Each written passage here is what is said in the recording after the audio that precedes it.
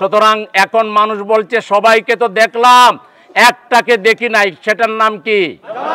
আরো জোরে বলেন, সেটার নাম কি? সেই জামাত ইসলামীকে নিয়ে আগামীর বাংলাদেশ আমাদেরকে গঠন করতে হবে ইনশাআল্লাহ। আসসালামু আলাইকুম ওয়া রাহমাতুল্লাহি ওয়া বারাকাতুহু। সবাই কেমন আছেন? সম্মানিত এলাকাবাসী, সম্মানিত সংগ্রামী উপস্থিতি, আমরা এই যে দুনিয়ায় বসবাস করছি, এটা খুবই ক্ষণিকের একটা সময়। এটা কোনো স্থায়ী ঠিকানা আমাদের নয়। আমরা সবাই মূলত ছিলাম বেহেশতে। সেই বেহেশত থেকে আল্লাহ তাআলা দুনিয়ায় আমাদেরকে পাঠিয়েছেন নেক আমলের পরীক্ষা নেয়ার জন্য। যদি আমরা নেক আমল করতে পারি, আল্লাহ আমাদের জন্য যে বেহেশত নির্ধারণ করেছেন, সেই বেহেশতে গিয়ে চিরস্থায়ীভাবে আমরা বসবাস করব। কিন্তু দুনিয়ায় এসে দুনিয়ার লোভ এবং মোহে পড়ে আমরা যদি মিথ্যা এবং আমরা যদি অশ্লীলতা, বেহায়াপনা, ঘুষ, দুর্নীতি এবং সব ধরনের পাপাচারের সাথে যদি আমাদের সম্পর্ক তৈরি হয়, তাহলে আল্লাহ তাআলা আমাদেরকে শাস্তি দিবেন এবং যারা যে পরিমাণ অন্যায় করব, অপকর্ম করব, সেই পরিমাণ শাস্তি আমাদেরকে ভোগ করতে হবে। বিশেষ করে আল্লাহ আমাদের চলার পথ হিসাবে নির্ধারণ করেছেন ইসলামকে। ইন্নাদ দীনা ইনদাল্লাহিল ইসলাম।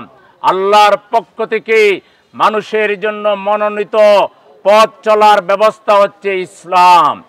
আল্লাহ তাআলা বলেছেন, এই ইসলাম ছাড়া অন্য কোনো পথ বা মতে যদি কেউ চলতে চায়, তাহলে তার সেটা আল্লাহ কবুল করবেন না। আমাই ইয়াবতাগি গায়রাল ইসলামি দীনান ফালান ইউকবালা মিনহু ওয়া হুয়া ফিল আখিরাতি মিনাল খাসিরিন। কেউ যদি ইসলাম বাদ দিয়ে মানুষের মন গড়া, নিজের মন গড়া ইচ্ছা মতো যদি পরিবার, সমাজ, রাষ্ট্র চালাতে চায়, তাহলে তার ব্যক্তি, পরিবার, সমাজ এবং রাষ্ট্রে দুর্গতি আসবে, অশান্তি আসবে, বিশৃঙ্খলা হবে, বৈষম্য হবে, জোর যার মূল্যক তার নীতি কায়েম হবে, চোর, ডাকাত, বদমাশ, দুর্নীতিবাজদের শাসন কায়েম হবে, আর গণমানুষ অধিকার হারা হবে। আজকে আমাদের বাংলাদেশের দিকে যদি তাকান, সংখ্যাগরিষ্ঠ মানুষ আজকে অধিকার বঞ্চিত। আজকে তারা ন্যায্য অধিকার পায় না। সামান্য একটা কোনো কাজের জন্য যদি কোনো অফিসে যায়, ঘুষ দেওয়া ছাড়া অফিসের লোকেরা কাজ করতে চায় না। ঘুষ, দুর্নীতি আর সব ধরনের অপকর্ম এখানে সবচেয়ে বেশি বৈধতা পেয়েছে। ভালো কাজকে এখানে হাসাহাসি করা হয়। আজকে সমাজের নেতৃত্বে এই ইউনিয়ন কাউন্সিলের মেম্বার থেকে শুরু করে, সিটি কর্পোরেশনের কাউন্সিলর থেকে শুরু করে এমপি, মন্ত্রী পর্যন্ত সামান্য ব্যতিক্রম ছাড়া বেশিরভাগ চোর, ডাকাত, বাটপার এবং দুর্নীতিবাজরা নেতৃত্বে বসে আছে। এদের কারণে বিগত 53 বছর বাংলাদেশ যারা শাসন করেছে, এই শাসনের মাধ্যমে আমরা সুখ পাইনি, শান্তি পাইনি, শৃঙ্খলা পাইনি, নিরাপত্তা পাইনি, উন্নতি লাভ করতে পারিনি। সুতরাং বাংলাদেশকে যদি উন্নত করতে হয়, আইন লাগবে, আল্লাহর আইন। আল্লাহর আইন যদি কায়েম হয়, প্রত্যেকে অধিকার পাবে। শিশু তার অধিকার পাবে, নারী তার অধিকার পাবে, শ্রমিক তার অধিকার পাবে, যুবক তার অধিকার পাবে, ছাত্ররা অধিকার পাবে, সাধারণ মানুষ পাবে, সিনিয়র সিটিজেনরা পাবে। সবাই যার যার জায়গায় সম্মান, মর্যাদা, নিরাপত্তা নিয়ে বসবাস করতে পারবে। আজকে একটা শিশুরও কোনো নিরাপত্তা নাই। আপনার শিশুটা ঘর থেকে বের হয়ে যদি এদিক ওদিক চলে যায়, এই সমাজের এই লম্পট মানুষেরা তাকে ছিনতাই করে নিয়ে বিক্রি করে দিবে। আজকে শিশু থেকে বৃদ্ধ পর্যন্ত সমাজের একটা মানুষের জীবনে কোনো নিরাপত্তা নাই। এটার কারণ হলো আল্লাহর আইন বাদ দিয়ে যে আইনি পরিচালনা করা হোক না কেন, সেই আইনের মাধ্যমে মানুষ ধোঁকাবাজি শিখে, চুরি শিখে, মাস্তানি শিখে, ডাকাতি শিখে, দুর্নীতি শিখে, সমাজকে তারা তিলে তিলে খারাপের দিকে নিয়ে যায়। এই অবস্থায় বাংলাদেশকে যদি পরিবর্তন করতে হয়, এখানে আল্লাহর আইনের ভিত্তিতে সমাজ পরিচালনা করতে হবে। আল্লাহর আইন এটা হচ্ছে সবার অধিকার প্রতিষ্ঠার আইন। আল্লাহর আইন যদি কায়েম হয়, জাকাত ভিত্তিক অর্থনীতি চালু হবে। এদেশে বাজেটে যে পরিমাণ এলোকেশন দেওয়া হয় এক বছরে, এই পরিমাণ টাকা বাংলাদেশের ধনীদের কাছ থেকে যদি জাকাত আদায় করা হয়, বাজেট পরিমাণ টাকা শুধু জাকাত খাত থেকে আসবে। আর এই টাকা রাষ্ট্র যদি সমবন্টন করে, ইনসাফপূর্ণভাবে বন্টন করে, বাংলাদেশে একটা গরিবও খুঁজে পাওয়া যাবে না।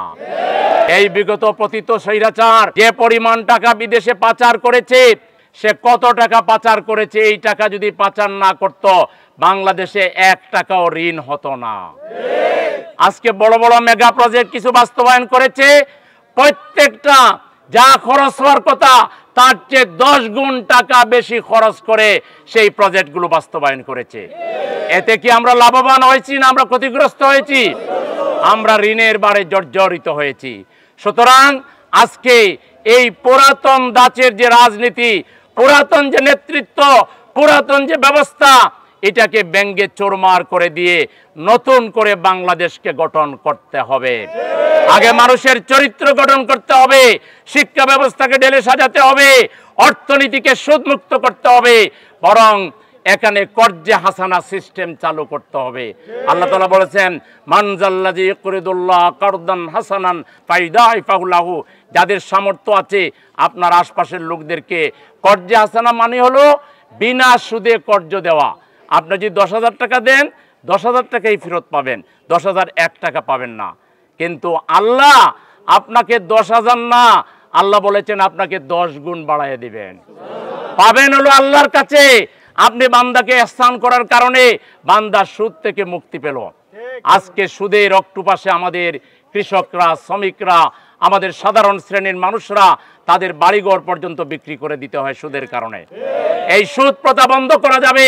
আমরা কর্জে হাসানা ব্যাংক করব, আমরা কার্ড দিয়ে দিব। আপনি একটা লিমিট করে দিয়ে দেওয়া হবে, 3 লাখ, 4 লাখ, 5 লাখ টাকা পর্যন্ত ওঠাইতে পারবেন, আবার জমা দিবেন, ওঠাইবেন, আবার জমা দিবেন। জীবনযাত্রাটা সহজ হয়ে যাবে। এরকম একটা সুন্দর চিন্তা বাংলাদেশের কয়টা পলিটিক্যাল পার্টির আছে? আছে? পলিটিক্যাল পার্টির নাই। তাদের চিন্তা হলো খাই দায় আর ফুর্তি করা। ঠিক আছে? জামাত ইসলামী মানে এটা না যে আমরা জামাতের লোকেরাই খালি পার্লামেন্টে থাকবো, তা না। আমরা যদি ক্ষমতায় যাই, অন্যান্য রাজনৈতিক দলের প্রতিনিধিদেরকেও পার্লামেন্টে আমরা নিয়ে যাব ইনশাআল্লাহ। অন্যরাও থাকবে, আলেম ওলামারা থাকবে, উচ্চ শিক্ষা শিক্ষিত লোকেরা থাকবে, শ্রমিকদের প্রতিনিধি থাকবে, ডাক্তারদের থাকবে, আইনজীবীদের থাকবে, আলেমদের থাকবে, কৃষকের থাকবে। সবার প্রতিনিধি নিয়ে একটা ইনক্লুসিভ পার্লামেন্ট আমরা গঠন করব, যাতে সবাই যার যার কথা পার্লামেন্টে বলতে পারে। শ্রমিকরা যদি পার্লামেন্টে থাকে, তাহলে অধিকারের কথা পার্লামেন্টে বলবে। পার্লামেন্টে আইন পাস হবে, অটোমেটিক্যালি তার দাবি পূরণ হয়ে যাবে, রাস্তায় নামা লাগবে না। ঠিক কিনা? আমরা একটা ইনক্লুসিভ পার্লামেন্ট, ইনক্লুসিভ সরকার কায়েম করব, যদি জনগণ আমাদেরকে আগামী দিনে দেশ পরিচালনার চাবিকাঠি দেয় ইনশাআল্লাহ।